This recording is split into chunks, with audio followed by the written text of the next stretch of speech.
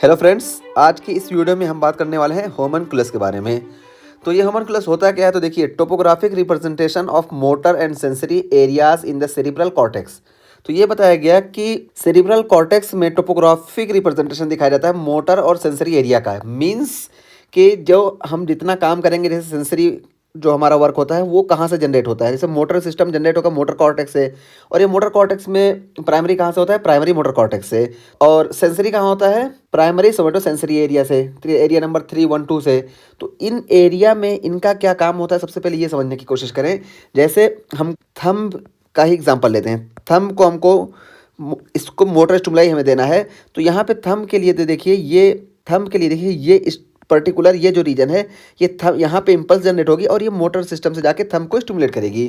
तो इसी तरीके से सबका अलग अलग रीज़न है। सबसे पहले स्टिमुलाई यहाँ जनरेट होगी, फिर यहाँ से वो उस पर्टिकुलर स्ट्रक्चर को जाएगी और वहाँ पे वो हमें मोटर एक्शन देखने को मिलेगा। ये तो हो गया मोटर का। और इसी तरीके से सेंसरी में देखिए, जैसे हमारे मान लो थंब से कोई स्टिमुलाई आई, कोई पेन या कुछ भी थंब से आया, तो वो रियलाइज़ होगा आके यहाँ पे इसको हम सेंस करें, हमारा ब्रेन सेंस करेगा। पहले सबसे पहले यहाँ पे स्टिमुलाई आएगी, और ये स्पेशल पर्टिकुलर रीजन है फॉर थंब के लिए। थंब से जितने भी स्टिमुलाई आएंगी वो यहाँ पे रीड किए जाएंगे और उससे पता चलेगा कि ये जो पर्टिकुलर स्टिमुलाई आ रही है ये थंब से आ रही है। तो ऐसे पर्टिकुलर हर ऑर्गन का एक टोपोग्राफिक प्लेस है कि वो पर्टिकुलर रीजन स्टिमुलेट होगा, उससे पता चलेगा कि ये स्टिमुलाई आई किस रीजन से है। तो पता क्या चला कि मीडियल और टॉप वाला जो हिस्सा होता है ये लेग्स के लिए होता है। यहाँ पे लेग्स से जो स्टिमुलाई आएंगे वो यहाँ पे रीड की जाएंगी।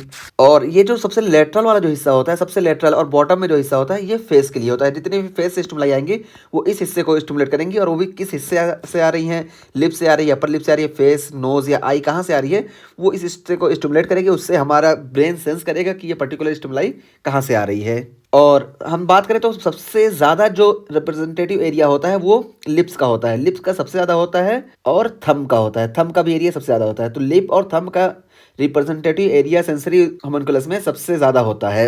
और अगर हम सबसे कम की बात करें तो हिप और ट्रंक का होता है। देखिए हिप और ट्रंक, ये देखिए सरफेस एरिया इनका कितना ज़्यादा बॉडी पार्ट में, लेकिन यहाँ पे सेंसरी होमनकुलस में इनका रिप्रेजेंटेटिव टोपोग्राफिक एरिया बहुत कम है। और ऐसा क्यों है, क्योंकि ये डिपेंड करता है टोटल इस्तेमाल के ऊपर है, हम कितना ज़्यादा उसको यूज़ कर रहे हैं। तो सबसे ज़्यादा हमारा थंब और लिप यूज़ होता है, इसलिए इनका सेंसरी एरिया या इनका रिप्रेजेंटेटिव टोपोग्राफिक एरिया सबसे ज़्यादा है।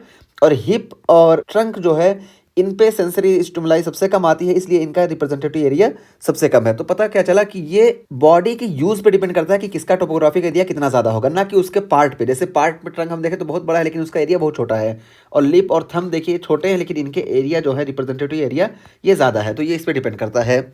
और फिर ये देखिए डिफरेंट डिफरेंट ये है, आई के लिए, नोज़ के लिए, फेस के लिए, अपर लिम्ब के लिए, ये सारे यहाँ पे दिए गए हैं किसके के लिए क्या क्या हैं।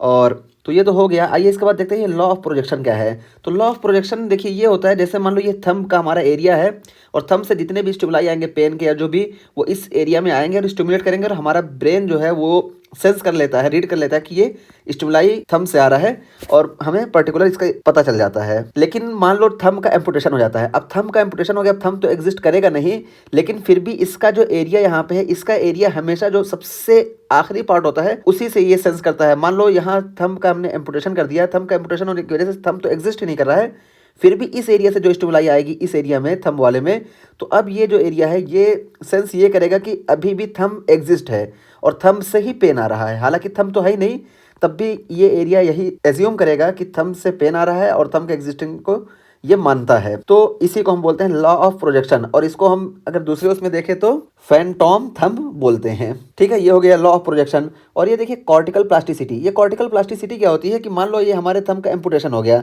तो अब ये जो थंब का ये पर्टिकुलर एरिया है, अब बहुत दिन तक तो ये थंब इस्तेमाल नहीं होगा, और हमें मालूम है कि यूज़ के ऊपर ही ये ट्रोपोग्राफिक रिप्रेजेंटेटिव एरिया डिवाइड होता है। तो जब थंब है ही नहीं, थंब का इस्तेमाल ही नहीं होगा, तो धीरे धीरे जो साइड वाले स्ट्रक्चर्स हैं, साइड वाले रिप्रेजेंटेटिव एरिया हैं, ये इस थंब की जगह को ले लेंगे। तो इसी को हम बोलते हैं कॉर्टिकल प्लास्टिसिटी। मीन्स साइड वाले स्ट्रक्चर इस जगह को एक्यूमुलेट कर लेंगे, इस जगह को एक्वायर कर लेंगे। तो ये हमारा हो गया पूरा होमनकुलस के बारे में। और अगर हम ब्लड सप्लाई की बात कर लें, आइए तो देखते हैं। तो देखिए ये वाला जो एरिया है, इसमें एंटीरियर सेरिब्रल आर्टरी से सप्लाई होता है ब्लड सप्लाई। और ये वाला देखिए मोस्टली एरिया जो है, इसमें मिडिल सेरिब्रल आर्टरी से ब्लड सप्लाई होती है। और ये पीछे वाला हिस्सा जो देखिए, इसमें पोस्टीरियर सेरिब्रल आर्टरी से ब्लड सप्लाई होती है। यही मोटर साइड में भी होगा और यही सेंसरी साइड में होगा। क्यों? क्योंकि दोनों बस बीच में हल्का सा डिफरेंस होता है और वो क्या होता है, सेंट्रल सल्कस होता है। तो सेंट्रल सल्कस बीच में है और दोनों तरफ ये है, इस वजह से दोनों की ब्लड सप्लाई दोनों के हिस्से की सेम होगी। मतलब देखिए ये वाला हिस्सा ये एंटीरियर सेरिब्रल आर्टरी से है और ये वाला मिडिल सेरिब्रल आर्टरी से है और ये वाला पोस्टीरियर सेरिब्रल आर्टरी से है। तो आज हमने डिस्कस कर लिया होमनकुलस के बारे में, मोटर होमनकुलस, सेंसरी होमनकुलस, और उसके बाद लॉ ऑफ प्रोजेक्शन के बारे में हमने बात कर लिया और कॉर्टिकल प्लास्टिसिटी के बारे में हमने बात कर लिया। तो देखिए यहाँ पे वही फिर से एक बार देख लेते हैं। Topographic representation of motor and sensory areas in the cerebral cortex. Distorted appearance is due to certain body regions being more richly innervated by those having increase cortical representation. तो यहाँ पे वही बताया गया कि ये बहुत ज़्यादा परफेक्ट मैनर में डिवाइड नहीं हुआ है कि मतलब कि कोई स्पेशल रूल हो उसके हिसाब से डिवाइड हो कि सबको बराबर बराबर मिले, बल्कि डिस्टॉर्टेड अपीयरेंस हमें देखने को मिलेगा, किसी के लिए कम मिलेगा, किसी के लिए ज़्यादा मिलेगा। और ऐसा क्यों देखने को मिलेगा कि तो है due to certain body regions. तो बॉडी के कुछ रीजन्स होते हैं बीइंग मोर रिचली इनर्वेटेड। तो बॉडी के कुछ रीजन्स जो होते हैं वो बहुत ज़्यादा इनर्वेटेड होते हैं। क्यों? जितना ज़्यादा इस्तेमाल होता है उतना ज़्यादा उनका इनर्वेशन होता है और इसी वजह से क्या है, एंड दस हैविंग इंक्रीज कॉर्टिकल रिप्रेजेंटेशन, इसी वजह से कॉर्टिकल रिप्रेजेंटेशन सबसे ज़्यादा होता है।